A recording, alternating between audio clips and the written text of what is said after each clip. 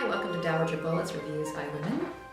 And we're here today to review the film Bright Star, a movie which chronicles the life of John Keats, the English Romantic poet, focusing particularly on his relationship with Fanny Brawne.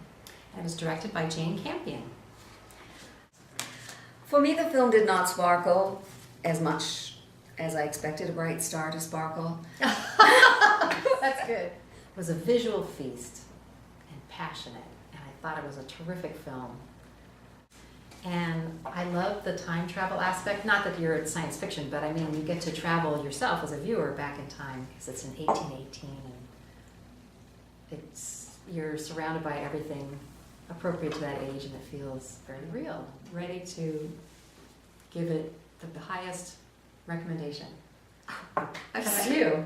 so happy for you. I wanted to love this film because obviously I love poetry, and I'm grateful that someone brought the life of this famous poet whose flowering in a mere 25 years of life was just still astounding. But I felt as filmmaking, it was only moderately successful. I just felt that it was overly conscious filmmaking. The symbols that she chose, the endless hands against the walls, that they couldn't touch each other. Once would have been enough, though. You know, the line of John Keats that we all studied in school from Ode on a Grecian Urn, beauty is truth, truth beauty. It's all ye know of life and all you need to know. I thought if she had relied on that a little more, instead of hammering us with these repeated gauzy curtains blowing in a breeze and the symbols over and over repeated, I thought it would have unfolded more naturally and beautifully and convincingly to me, because I didn't feel as much pain as I wanted to. I went into an analysis mode instead of looking at the method of filmmaking. Yeah. And yet you come from knowing poetry, I know. and I don't. And so to me it was not overkill at all. I don't know how she could have gotten away from the fact that his life was very sad. His attempt to get at the truth, the things that you can't actually say because they're too complex. Yes, or something that you have to feel, something that there's no words for, and yet you try with poetry, and she's also tried with this film. And I have to applaud that kind of attempt, because it's much easier to talk about physical things that you can see and understand than it is to talk about something nebulous that's impossible to convey, and yet you have to try, because that's what makes us human, is these other experiences. John Keats also calls love holy. So really there's the movie, and those two characters are making a safe place for a delicate thing, love. I agree.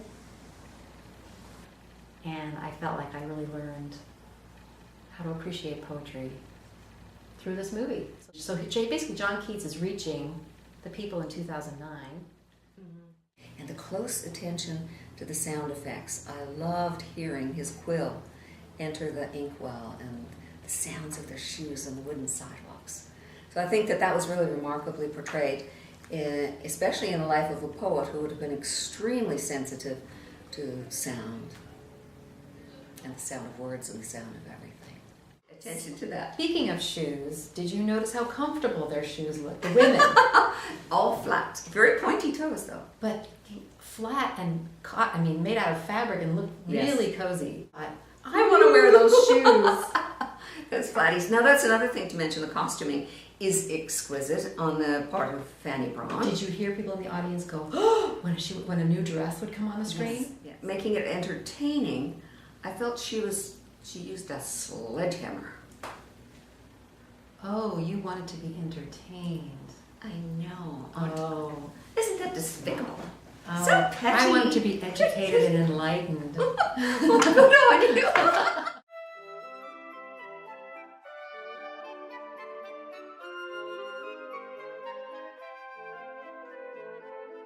Yes, we all remember how much easier it is to criticize than to create.